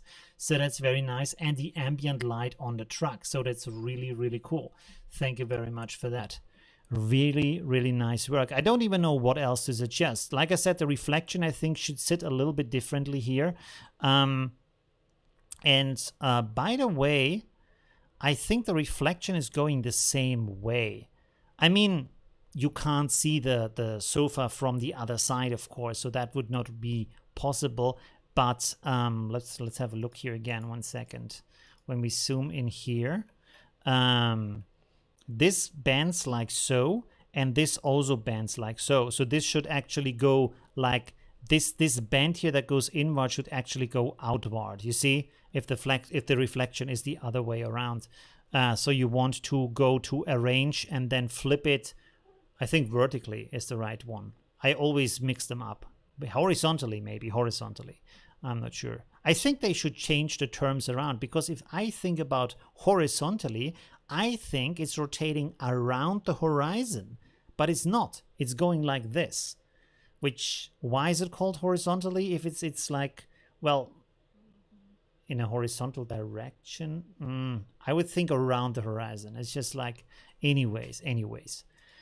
Okay, please create a video tutorial series on Affinity Photo for beginners. Just make sure the lessons are bite-sized. That is basically my channel. You know, this is what I do on my YouTube channel, that I have over 350 videos on bite-sized information how to get started, right? So you can search, you can go, I can show you this actually, 1 second. Go to my channel. This is really the best way to learn. Go to my channel, not because you go to my channel. This is not what I wanted to say. Go to my channel and then click here on this little search icon here and search for the term of what you want to learn. For example, I don't know, what could it be? Selection. There you go. And no, I wrote it wrong. Sorry. Selection. And you can see you find several videos about selection. You see? Different kinds of things. Different kind of tools also for selection. So there's a lot of videos about different kind of ways to select things. Luminosity mask, the selection brush, other tools to remove the background, stuff like that, right? Topaz, Mask AI, stuff like that, right? So you can learn a lot from that. Going to the channel and going to the search icon here is really, really a good way to find what I have created, because as you can see here from my playlists, I don't find the playlist right now. Sorry. Let's go here to, no, come on, please. What's going on here right now? I'm sorry. When you see here, this is the one. Is it not? Yes, I have created 348 videos, not 350. Sorry, I was wrong about that. Anyways, so this is actually the best way to do that. Okay, let's go on here real quick to the next one. Thank you very much, Sabina. Really, really cool. The next is from Jens. What is going on here? So this is a very different kind of style to do this. Pictures of Dull City is my own. All other pictures from Unsplash. So this is basically where you're living. Really, this is where you're living, and then you have all these places you want to go, which is nice. It's inspirational, right? So this is the thing that inspires you on places you want to be, places you want to see, right? That could be a slogan for a travel agency. Okay. if you use that, send me a paycheck, please. Okay, anyways, this is a cool idea. Really nice. The execution is maybe a little bit goofy, but at the same time, I mean, it's obvious, it's funny. I think people would react to that, so this could be a meme. I think if you post that in your timeline, maybe with a little tag, places I want to go, or how I imagine my life versus reality, stuff like that, could be a cool meme, right? So you can think about that. I watch tutorials for Photoshop and then go to Olivia's channel to find how to do the same thing in Affinity. But why don't you go directly to my channel? If you use Affinity, why not just learn it for Affinity? Of course, there's a lot of tutorials for Photoshop on subjects I haven't covered on my channel. That's true. That is really cool, Jens. Thank you very much. And this is kind of a meme style. Like I said, if you go to, what is it called? All these kind of fun pages, you know. I can't remember right now what they are called. You will find pictures like that. So this is a popular style. You can actually get rich on this, by the way. If you're really good with memes and you can build up a site that you can get like millions of followers for, this can make you a lot of money. No joke. Okay, there we go. This is by Mick. Really cool. Wrong turn, going for the horror look, just trying to get everything to look like it belongs, which I constantly struggle with. And in this work, I would say this worked really well. Everything fits together, from the colors, from the style. I even love how run down the van is, right? Really cool. By the way, is it just me, or has The Rock Johnson started a trend for jungle movies with his like the movies he's doing lately, right? What is it called? I forgot. I can't remember. You know, with the game, and then they get sucked into the game. It's kind of in the jungle, and then he has his new jungle video, stuff like that. Kind of a trend. I want to see more jungle movies. Really cool. I like this, and this could again be a cool start of a movie, cool scene, cool I don't know, poster for a movie, stuff like that. Really, I really like how everything fits together again from the ambient light also. One thing that is strange here, by the way, because you have this grunge map on the van to make it look different, here you have mirrored it to make it wider, I guess, and you created this little like angel shadow, and that looks a little bit out of place. It doesn't look very natural. So maybe try to use your sorry for that, your clone brush, and then copy stuff around, or copy stuff from other textures, from other pictures, to give it more of a natural structure, right? We from Brazil love you. Wow, really? Okay, cool. Hi, thank you, Bruno. Really cool. I love Brazil too, by the way. I want to visit at some point because it's an amazing country. Thank you for all your knowledge that you have shared with us. By the way, sorry about my English. Don't worry. English is fine. English is good. For this style of movies. Yeah, he does. Jumanji. Yes, absolutely. Jumanji. It's really cool. I like these movies. I also like the old movie and the new movie, and then he did, oh yeah, Jungle Cruise, that's the thing. All right. Jungle Cruise. Okay, anyways, let's go back to the secret sauce. Okay, really cool. Thank you very much, Mick. Really enjoyed that. There's the next one. Oh my god, we have a peeing astronaut. Okay, he flew to space with his bus. My brain is starting to Not work anymore. A quick stop on Mars. Okay, is this the new Tesla bus already on Mars? A new on Affinity, and I love it. What is it? I don't do a lot of videos about photo manipulation and matte painting. This is the direction in which I want to develop, but your channel is always in my first place. Ah, I see. Okay. By the way, I want to learn a lot about that too. Really cool subject area. And it's good also to learn about photo editing in total. So that's really cool. There is, I think, maybe his spaceship leaving here in the background, and he has his little van and takes a little leak. So maybe they left him behind because he didn't make the schedule of the spaceship leaving. That could be the story here. Very cool. Really like that. I also like that you found. Did you edit the picture? So he's standing like he's peeing with his knees bent a little bit, stuff like that, because the pose of him is just perfect. Really like that. Of course, the shadows here are a little bit off. Like you can see, the sun is coming from the background, but here it's coming on the astronaut from the foreground. Maybe it would have been better if the astronaut was flipped and peeing to the other direction, but I can understand why you want him to pee against the wall. And also from the bus, the light is coming here from the front and here from the back. Never mind, still cool. It doesn't always have to be perfect. It's still a funny, really cool picture, and you can see what is going on. That's the most important part here. So very, thank you very much, Luber. Luber, is that how you pronounce that? I'm sorry if I mangled your name. Ooh, I like that. That's my style. Okay, blue and pink and cyberpunk. Really cool with this flying engines here for the van. You rebuild that, even had some neon. There's a weapon in here and some neon stuff in the windows with some dark.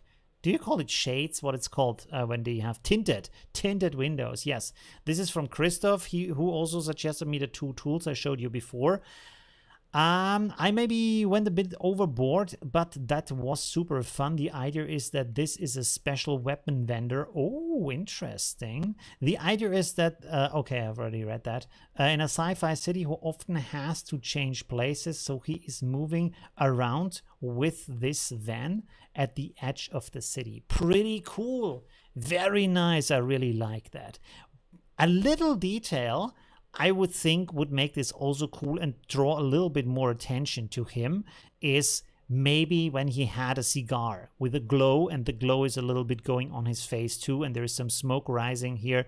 And so you have like, he's already in the center of the picture, but he is very much in a dark area of the picture to give him a little bit more attention.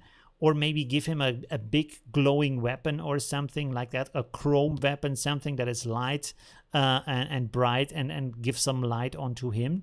That would be nice. Other than that, really cool. I also like the setup in the background with the spaceships and the Saturn rings here. What are they called if they are not from Saturn? The rings. Planet rings? I don't know. As sci-fi city in the background, the hovering bus, really cool. Very, very nice. Really enjoy that. Also with the story that he's a dealer, weapons dealer. By the way, another trick they often use to highlight people in these kind of scenes is, for example, to put some neon stripes on the clothing, on the shoes, stuff like that. Just paint around the outlines or the how do you say, where the clothing is sewn together with a kind of laser effect, a glowing effect, to get this kind of to get these stripes and make him glow a little bit more. That could be an idea, right? The cigar is a nice idea. Thank you very much. You can try that. You can always go back and edit it a little bit more. All right, cool. Let's go on here. Really, really cool edit, Christoph. Thank you very much for that. Oh, wow. So there's so much talent in the group. Really enjoy that. This is one of the best challenges we had so far. Really cool. Also, by the way, the super challenge is still going on. Don't forget about that. Join the super challenge. It's going to be amazing. So it's about the portal, as you know. I want to show you real quick before we go on here. 1 second. Where do we have that? 1 second, 1 second. Let me click on this real quick, and then no, that's not it. Oh, there's a query error here. There we go. This is it, the super challenge. I hope you join that. It's still going until the 29th of August. You still have some time, 2 weeks to be exact. So this is going to be super cool. We already have some really nice entries. Take your time on this editing. You had a full month to do that. So don't just post it after an hour or something. Just do something, let it sit for a little, edit it a little bit more, play around with some ideas, because this is really the thing where you make some sketches, get some ideas, try around some things, and then create a really cool and amazing work. Yeah, so that is what that is about, the longer process, because these short weekly exercises, they are cool to try out quick things and learn how to be creative fast, but the other ones are more about how to go into detail, and the longer process gives you a lot more in-depth view on what you can put as ideas into the work, and also what you can learn on secret sauce and super skills for getting better with your art. Because when you try out a lot of new techniques, you learn a lot, right? I learned a lot from the Benny Productions challenge, so that was pretty cool. Anyways, let's go on here with Stevie. One of my own photos, I thought it might be sort of appropriate. It's, oh, I can't read that name. Shakboro, home of the late photographer Patrick Litchfield. Interesting. Okay, cool. Anyways, there we go. Sorry, in the chat, Bruno says, I have a question for you. Do you have plans in the future to have you review the work of some of your subscribers in photo editing? What do you mean by that? Like a challenge where you can just submit your works and I review how well they are edited? We can do that. I think I have done this already. Is the only way to join the challenge on Facebook? Yes, this is the only way. The reason for that is, well, there's actually two reasons. One reason is because as you post it as a challenge, as you can see here, a lot of people, as you can see here, can react to the work. They can comment, they can write with you. So if you would send it to me as an email, people would not see that, and the benefit for the community would be much smaller. On the other hand, if you say, yeah, okay, that's cool, but just make a second community on Reddit and another one on Discord and another one on, I don't know, another page, building up a community is really hard. It takes a very long time, and then also you don't just build a community, you also have to like moderate the community. All that stuff is really not possible to do on multiple sites for large communities. It's just too much work, and it would just rip the community apart and spread it too thin on different platforms. So this is why I don't want to offer other opportunities to enter it, because I could say, yeah, just mail it to me, but then just everybody would mail it to me, and we would miss out on all that kind of community interaction. So this is not what I want to do.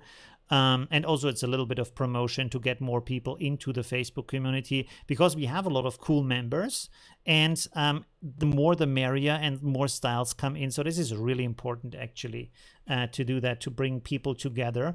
And the difference here is compared to the other groups, because there's like a lot of affinity photo groups. First of all, my channel is not just about affinity photo, it's about a lot of other things. So it's not the affinity photo focus, but also my community is focused around my channel. So it has a certain flair, a certain interest, a certain kind of way people interact with each other. For example, my community is very nice. There is not, at least I don't know, any kind of saltiness or trolls or haters or stuff like that in my community. And if I found them, they're like, they're out like that. So everybody's like really nice and happy in the community. So that's really cool. And that is important to have this kind of focus, to bring people together in that sense, because a good community is much better. That is a good family that interacts with each other, rather than just having some kind of community online from all kinds of backgrounds with all kinds of interests, right? So that is why it's also good to have a community, and the people who watch my tutorials can meet at a place and do things together, right? It's really important. All right. Anyways, just as an explanation. Sadly, I don't use Facebook, so no challenge for me. Well, I don't understand. Just make a Facebook account. You don't have to use it for friends or for anything else. You can just use it to be part of the community and part of the challenges. You can use it as a throwaway account. Just make one, and if you don't like it, delete the account. It's no problem, right? You only use it for that community. But on Facebook, you will also find another like thousands of good communities that are interesting. So it has a lot of benefit. Why not do that? And if you think like Facebook is spying on you, you are online. Everybody's spying on you. It's not just Facebook. So that doesn't really matter. If you use Google, if you use YouTube, they already collect data. And YouTube is Google. They collect a lot more data than Facebook. So personally, I'm not worried about that. Anyways, let's go on here. But this is your choice. If you don't want to, I understand that too. That's okay. I'm not saying you have to. I'm just saying, why not? It's free. Okay, anyways, Stevie, sorry. Really cool work. Really like that. Looks very realistic from this little crash situation. I like how the tree's bending over. Really nice. I think if you would show this to a lot of people and say, hey, I crashed my car, they would actually think that this is real. Really nice. Maybe again with the shadows, that's a real big problem. Like here in this area, the shadows look a little bit like too foggy, if you know what I mean. They have a different gray than I would expect when it falls on that kind of background.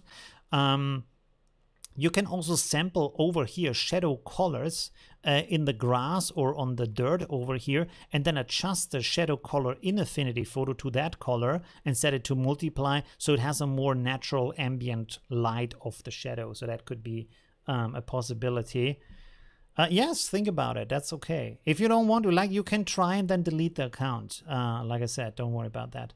I also don't use Facebook, only for special things like this group. That's awesome. See, that's possible. I mean, I know a lot of people, not a lot of people, but some of my customers who only have a Facebook account for their business. They don't use it privately. They just have it to have their Facebook page for their business, stuff like that, right? So that's also possible. Just a one-purpose account. Thank you, Stevie. Really cool. Let's go on here. Russell, wow, okay, pretty cool. That's a very different style.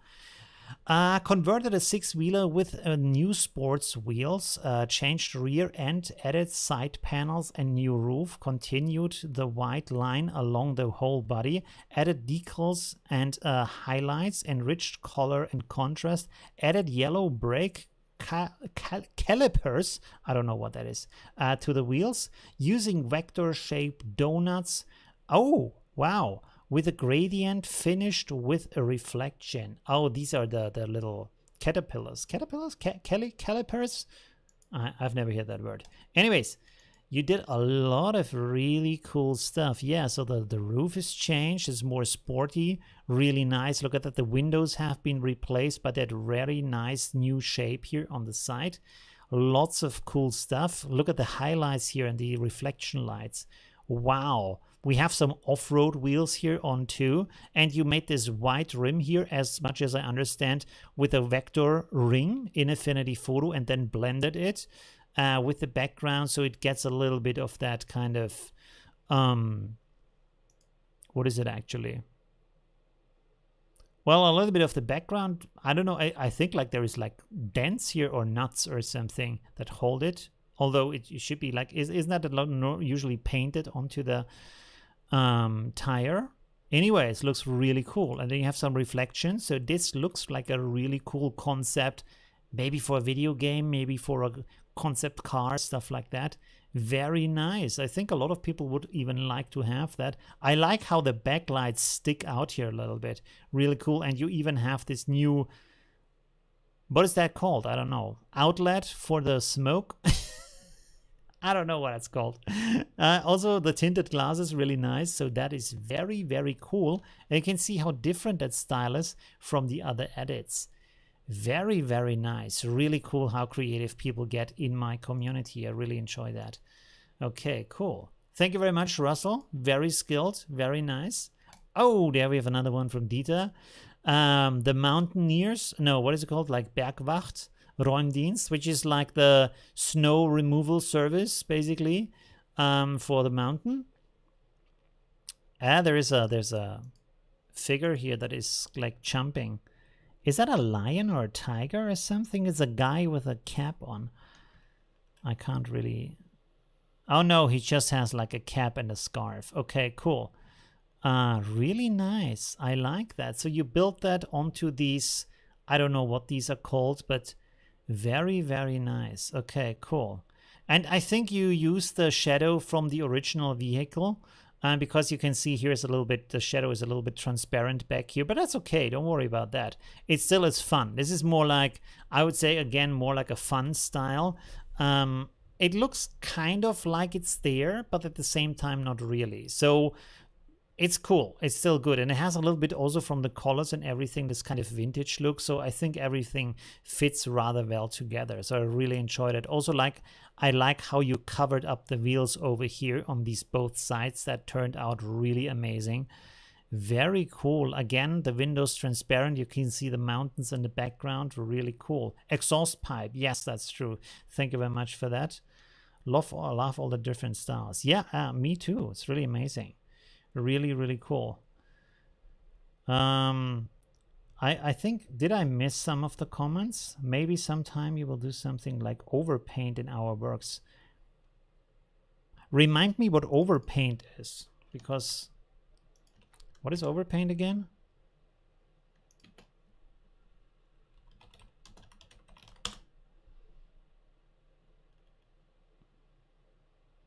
Learn Photoshop overpaint with me. Okay. I have to look at that later. Is it like the oil brush style? This kind of smudge style that's overpaint? Maybe that's it. I know it as smudge style. But to be honest, if you don't need to do it yourself by hand, use Gimmick or some other kind of plugin to do it for you, because it's much quicker. You can do a lot of adjustments to get it quite right, or you can use Filter Forge for that, to do that, and you get really amazing results that look like actual paintings, or very close to that. And because if you do it yourself, you take a lot of time, and it might look the same. Maybe it's better because it's custom, you did it yourself, but you can do a lot of variations with these filters, right? So let's have a you can try that with like I said, Gimmick is for free if you have Windows. Thank you very much for that, Dieter. Really cool. Really like that. Looks amazing. I also like the vintage style. If it's vintage, I think it's vintage style, right? Ooh, Diana again. Oh, I like this photo. I've used that in my crystal ball tutorial. Really nice. Very cool. Okay, I think you changed that by putting that path in here and then some more flowers here in the background. I like how you changed the texture and put some decals on here, like the guitar and the laugh here and everything, and have some dancing hippies on the roof. That is very, very nice. So let's say Diana says, when I saw the bus, immediately Flower Power Hippie popped up into my mind. That is really cool. Hippies on aisle 3, hippies on aisle 3. We have to have the laugh track too. There we go. Okay. First time I tried to pop pictures together. Had only last night time to do it, so it is not really ready, but it's really cool. It turned out really good. Sometimes the quick things where you don't care too much about turn out much better, because if you care less, your brain is more creative and you are more in the artistic flow and you just do without thinking, which is really hard to simulate. But if you don't care about the result, you are easier to slip into the moment. So that's a really good situation. Yeah. So that's good to do that, to let loose a little bit and don't care too much. Okay, cool. When you edit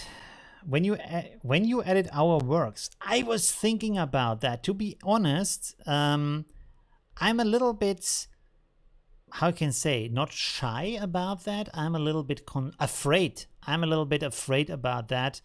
I'm pretty sure I can do it, but at the same time, it's kind of a risk to do that. So I'm a little bit like, yeah, what if it turns out like complete crap or something? And then I can't show you anything because it just didn't work, right?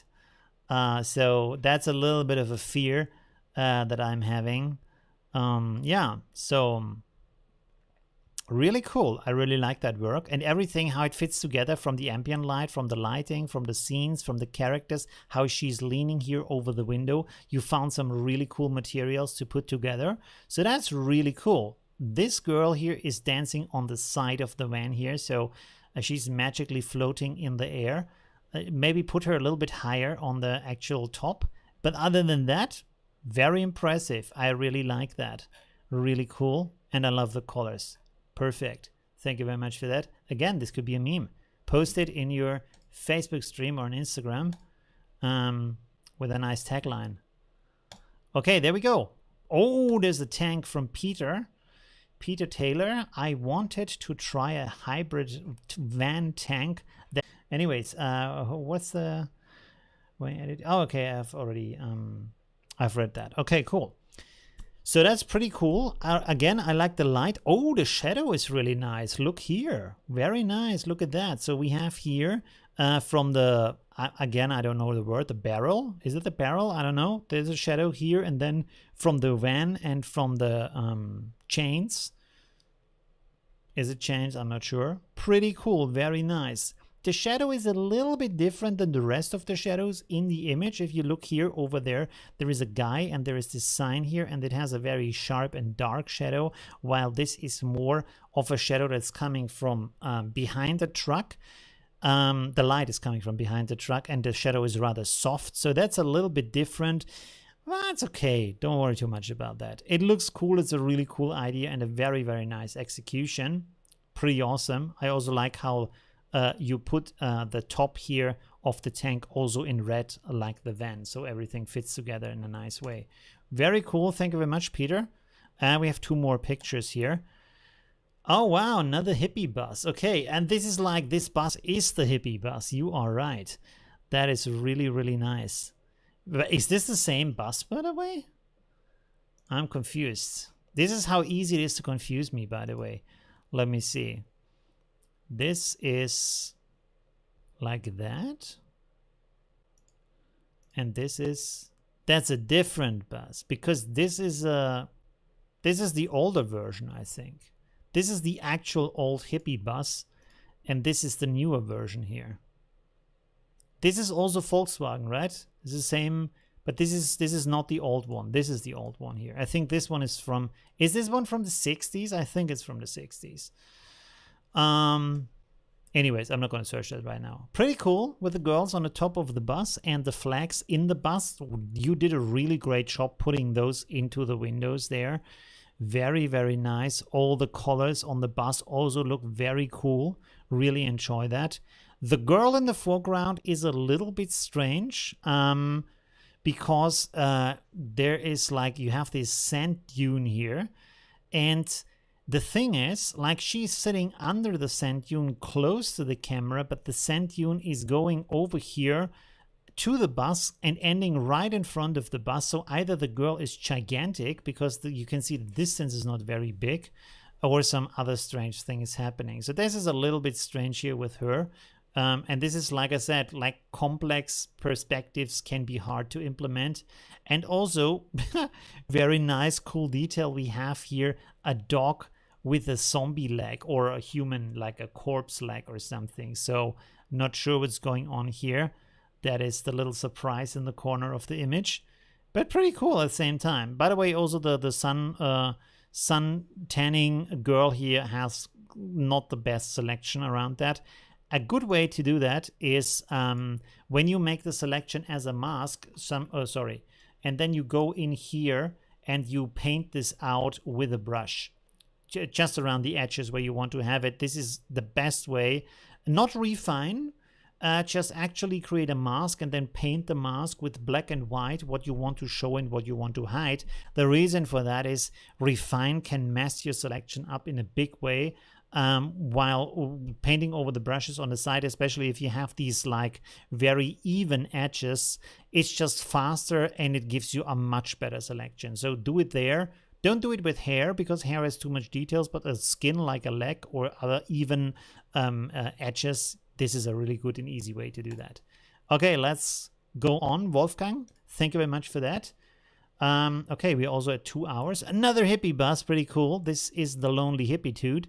I think he lost he lost the he lost the girls from the other pictures. They just moved on without him. Okay.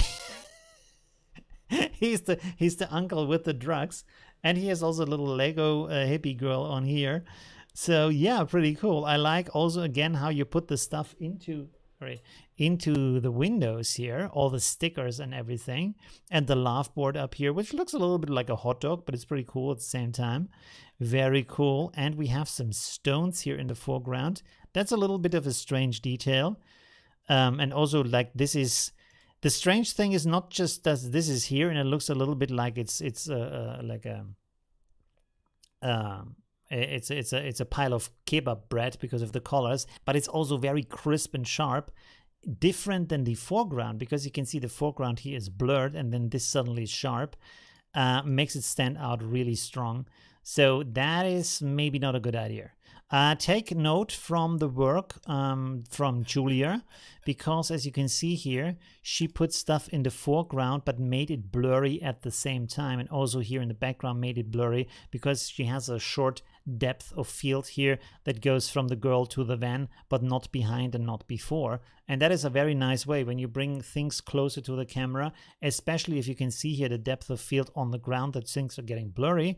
You want to make the stuff in the foreground at least as blurry so it fits together if it's the same distance for the camera, or even closer. If it comes closer, it needs to be more blurry, of course. Oh man, that was a lot of talking. Okay, I think that's it for our reviews. Okay, there we go. Thank you very much for all your amazing entries. Hey, there's one more. Sorry for that.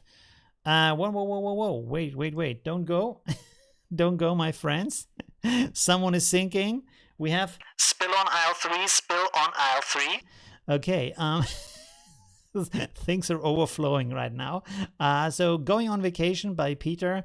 Own photo of the river Elbe, waves built up with copy and paste, darkened windows, shadowy driver inserted. Oh yeah, there's a little driver in there too, that's true. Ambient light a bit prettier, 30-minute job. Please do not pay too much attention to the details. And yes, there is a small ferry behind the Volkswagen minibus. All right, pretty cool, very nice, interesting. I would think, like, in that kind of situation, because of all the high water, to make a little bit more drama, I would make the sky less colorful, because this looks like happy sunny day. And because the sky looks so happy, you don't really think that the situation is out of water and this is high water. I think this is high water, right? If you desaturate that, make it everything a little bit more dramatic, and then have the van in the middle here that has a little bit more color maybe from the red, then you would have more focus on the van and at the same time have more drama in the picture. And you can also go in here with dodge and burn and maybe shape the clouds a little bit more, maybe even replace a little bit of the clouds or paint in some additional cloud structures here to give some more drama to the clouds in the sky. All right, I would say that's it. That was amazing. Thank you very much for all the cool works. Okay. Let me switch the camera. Oh, have you seen what I've done? Yes, you have. I have switched the scene right now. Sorry for that. I was concerned for a bit that you didn't see the last picture. Okay. I hope you enjoyed the voice effects. Yeah, I think they're funny. There's always some interesting stuff going on aisle 3, as you know. Art project on aisle 3, art project on aisle 3. And by the way, thank you for not spilling your drinks or having sticky fingers when touching the art. You shouldn't touch the art, but anyways, really cool. So yeah, that was really amazing. Thank you for that. It was a cool stream. And next time we are going to do amazing art again together. I will do a composite.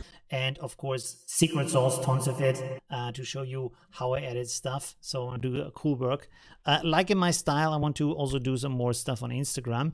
I slowed a little bit down recently. The reason for that is because I did so much work with figuring out what I could do better for the channel, with the newsletter, with the rewards, with the communication with my community, stuff like that, and also how to like redesign the topics that I post on my YouTube channel so that the videos just come across better. You get better information from my content, right?